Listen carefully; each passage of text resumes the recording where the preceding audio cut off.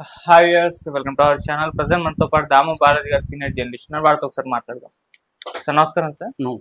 Sir ఢిల్లీలోని ఎర్రకోట సమీపంలో భారీ పేలుడు సంభవించింది. నిన్న చూసాము, విజువల్స్ అన్ని కూడా వైరల్ అవుతున్నాయి. అయితే దీని వెనకాల ఏమన్నా ఉగ్రకుట్ర ఉందా, పాకిస్తాన్ ఉగ్రవాదులు ఇదంతా కూడా చేశారన్న అనుమానాలు అయితే చాలా బలంగా అయితే వినిపిస్తున్నాయి సార్. సో మరి ఇప్పటి వరకు ఏం జరిగింది, ఎలా ఈ పేలుడు సంభవించింది, మరి ఆ కారు అక్కడే బ్లాస్ట్ జరిగింది, ఆ కారు ఎవరిది, సో ఎటువంటి వివరాలు బయటపడ్డాయి సార్ ఇప్పటి వరకు అయితే? నిన్న సాయంత్రం 6:52 ఢిల్లీలో ఉండే అంటే ఓల్డ్ ఢిల్లీ అంటారు, ఓల్డ్ ఢిల్లీలో ఉండే రెడ్ ఫోర్ట్, లాల్ కిలా అంటారు, Lal Qila metro station gate number 1 అది వచ్చి సుభాష్ మార్గ్ అంటారు. అక్కడ సిగ్నల్ దగ్గర ఒక కారు బ్లాస్ట్ అయింది. ఆ కారు బ్లాస్ట్ అవడంతో చుట్టుపక్కల ఉన్న ఒక 6-7 కార్లు, తర్వాత ఒక 3 ఆటో రిక్షాలు, కొన్ని బైకులు కూడా పేలిపోయినాయి. దాంతో దాదాపు 13 మంది ఇప్పటి వరకు అందుతున్న లెక్కల ప్రకారం 13 మంది చనిపోయారు. ఒక 30 మందికి పైన గాయపడ్డారు. వీళ్ళని ఇమీడియట్గా దగ్గరలో ఉన్న ఎల్ఎన్జేపీ అంటారు, అంటే లోక్నాయక్ జయప్రకాష్ నారాయణ హాస్పిటల్కి తీసుకెళ్లారు.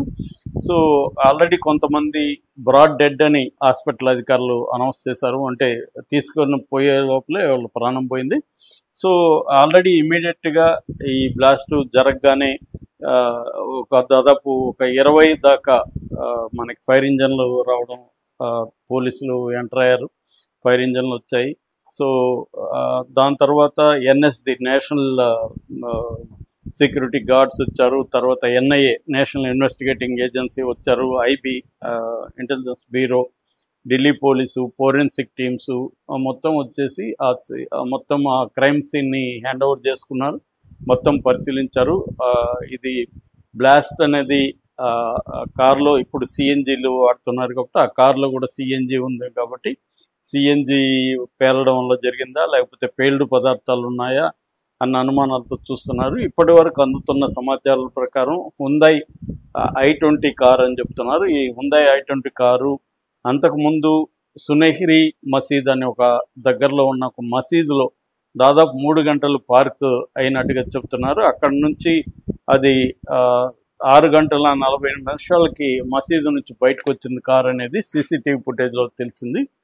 సో దాని తర్వాత కారు ఓనర్ ఎవరు అనేది ఇన్వెస్టిగేషన్ మొదలుపెట్టారు. ఇప్పుడు కారు ఓనర్ 3 మారినట్టుగా చెప్తున్నారు. ఒకటేమో నదీం ఖాన్ అని హర్యానా, దాని తర్వాత మహమ్మద్ సల్మాన్ అని చెప్తున్నారు. దాని తర్వాత ప్రజెంట్ అయితే డాక్టర్ ఉమర్ మొహమ్మద్ పుల్వామా సంబంధించిన డాక్టర్ ఉమర్ మహమ్మద్ అని. సో ఉమర్ మహమ్మద్ పరారయ్యారని చెప్తున్నారు. అంటే క్లియర్గా ఇది టెర్రరిస్టుల పని అనేది ఇప్పటి వరకు ప్రాథమిక విచారణలో తేలింది. ఇదేదో యాక్సిడెంట్ కాదు, టెర్రరిస్టుల పని అని. సో దీన్ని ఏమంటారంటే వైట్ కాలర్ టెర్రరిజం అంటారు. అంటే డాక్టర్లు, ప్రొఫెసర్లు, కొంతమంది దాదాపు 9 మంది హర్యానాలో ఫరీదాబాద్లో నిన్ననే అరెస్ట్ అయ్యారు. అరెస్ట్ అయిన కొన్ని గంటల్లోనే ఈ బ్లాస్ట్ జరిగింది. దాని తర్వాత ఫరీదాబాద్లో అరెస్ట్ అయిన వాళ్ళల్లో 3 డాక్టర్లు కూడా ఉన్నారు, అందులో ఒక మహిళా డాక్టర్ కూడా ఉంది. సో వాళ్ళ దగ్గర దాదాపు 2,900 కేజీల పేలుడు పదార్థాలు దొరికాయి. అందులో 350 కేజీల అమ్మోనియం నైట్రేట్, అది చాలా పవర్ఫుల్, అది దొరికింది. సో ఓవరాల్గా ఐఈడి ఇంప్రొవైజ్డ్ ఎక్స్ప్లోజివ్ డివైస్ అంటారు, మావోయిస్టులు కూడా ఇదే ఎక్కువ వాడతారు. సో ఐఈడి బ్లాస్ట్ వల్లనే జరిగిందనేది ప్రాథమిక విచారణలో ఇప్పటి వరకు తేలింది. దీని మీద ఆల్రెడీ కేసు కూడా నమోదు చేశారు. ఎఫ్ఐఆర్ ఢిల్లీ క్రైమ్ పోలీసులు ఎఫ్ఐఆర్ నమోదు చేశారు. ఊపా కింద, తర్వాత ఎక్స్ప్లోజివ్ సబ్స్టాన్స్ యాక్ట్ కింద, బిఎన్ఎస్ కింద కేసులు నమోదు చేసి ఇప్పటి వరకు 2 అనుమానితులను అరెస్ట్ చేసినట్టుగా చెప్తున్నారు. సో ఇప్పుడు ఆ 9 మంది హర్యానాలో ఫరీదాబాద్లో అరెస్ట్ అయిన డాక్టర్లు కావచ్చు, ప్రొఫెసర్లు కావచ్చు, వాళ్ళకి దీనికి లింక్ ఉందా అన్న యాంగిల్లో మళ్ళీ విచారిస్తున్నారు. ఇదంతా కూడా ఎన్ఐఏ ఆధ్వర్యంలో జరుగుతున్నట్టుగా చెప్తున్నారు. అంటే క్లియర్గా దీంట్లో 2 సంస్థలు ఉన్నాయి, జైష్-ఇ మహమ్మద్ ఒకటి, తర్వాత అన్సార్ గోజత్ ఉల్ హింద్ అని ఇంకొక సంస్థ. ఈ 2 సంస్థల ప్రమేయం ఉందనేది ఇప్పటి వరకు వస్తున్నది. ముఖ్యంగా ఈ జేఈఎం జై హింద్ ఈ మహమ్మద్ సంస్థ ప్రధానంగా దీని వెనక ఉందని, అంటే కాశ్మీర్కి ఇది లింక్ ఉంది, ప్రొఫెసర్లు కూడా కాశ్మీర్కి లింక్ ఉంది.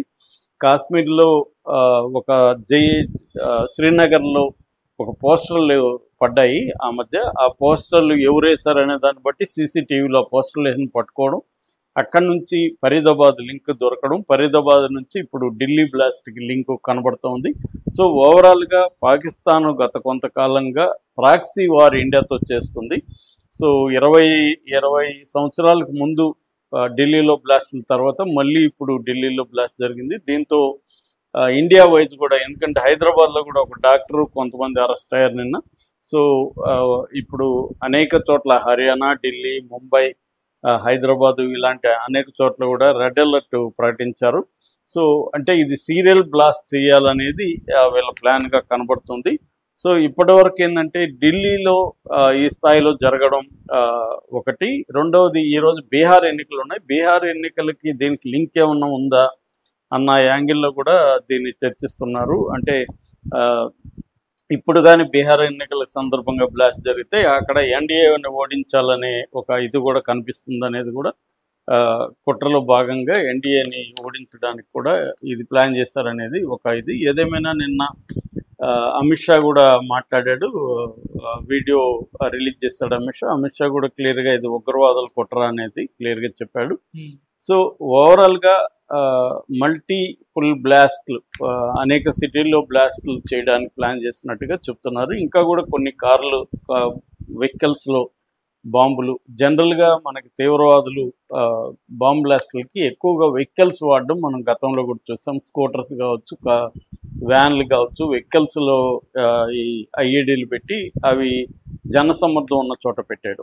లక్కీగా ఏమైందంటే నిన్న ఈ జనరల్గా అయితే ఈ ఏరియా ఇప్పుడు ఏదైతే సుభాష్ మార్గ్ ఉందో ఈ ఏరియా బాగా రద్దీగా ఉన్న ప్రాంతం. అయితే అక్కడ పార్కింగ్ ఏరియా కాబట్టి ఎక్కువ జనం లేరు.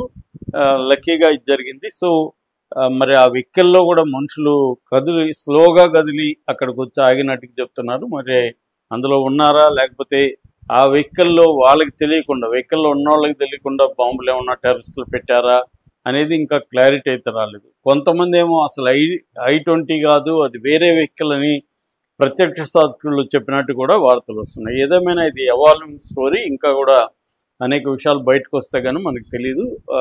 ఇన్వెస్టిగేట్ ఏజెన్సీలు అయితే సీరియస్గా వార్ ఫ్రంట్లో వర్క్ చేస్తున్నారు.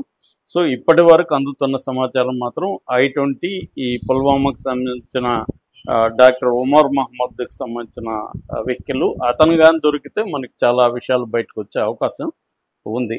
ఎందుకంటే ఆల్రెడీ ఒక మహిళా డాక్టరు ఫరీదాబాద్లో దొరికింది. ఆమె కారులో కూడా AK-47 కూడా దొరికింది. అంటే ఇదంతా కూడా వైట్ కాలర్ టెర్రరిజం అంటారు. అంటే బాగా చదువుకొని డాక్టర్లుగా ఇలాగ ఉన్నవాళ్ళు వాళ్ళ ఆధ్వర్యంలో ఒక సీక్రెట్ సెల్స్ ఉన్నాయని చెప్తున్నారు. ఆ సెల్స్ ఇప్పుడు యాక్టివేట్ అయినట్టుగా మనకు తెలిసింది. ఎందుకంటే ఆపరేషన్ సింధూర్ టైంలోనే పాకిస్తాన్లో ఉండే జైషే మహమ్మద్కి సంబంధించిన అజర్ వీళ్ళందరూ కూడా హెచ్చరించారు. సో మేము వదలము అని అప్పట్లో పోస్టర్ కూడా రిలీజ్ చేశారు. మోడీని అడ్రస్ చేస్తూ కూడా దీనికి ప్రతీకారం చెల్లించుకుంటాం. ఎందుకంటే ఆయన ఫ్యామిలీలో చాలామంది అప్పుడు ఈ సర్జికల్ స్ట్రైక్స్లో చనిపోయారు. దానికి ప్రతీకారంగా నేను ఇండియాలో నరమేధం సృష్టిస్తాను అన్నట్టుగా ఆయన ప్రతిజ్ఞ చేసినట్టుగా ఇప్పుడు వార్తలు వచ్చాయి. దానికి సంబంధించి ఇప్పుడు మనకి ఇది వస్తుంది. అయితే అప్పటి నుంచి కూడా NIA కానీ గుజరాత్కు సంబంధించిన యాంటీ టెర్రరిస్ట్ స్క్వాడ్ కానీ వీళ్ళందరూ కూడా చాలా అలర్ట్గా ఉన్నారు. అనేక రాష్ట్రాల్లో అనేక మందిని అరెస్టులు చేస్తున్నారు. అయినప్పటికీ కూడా కొన్ని సెల్స్ సీక్రెట్గా పనిచేస్తున్నట్టుగా మనకి ఇప్పుడు అర్థమవుతుంది. దీన్ని బ్రేక్ చేస్తే కానీ మనకి ఫర్దర్గా హామ్ జరగకుండా ఉంటుందన్నమాట. Okay sir, thank you so much.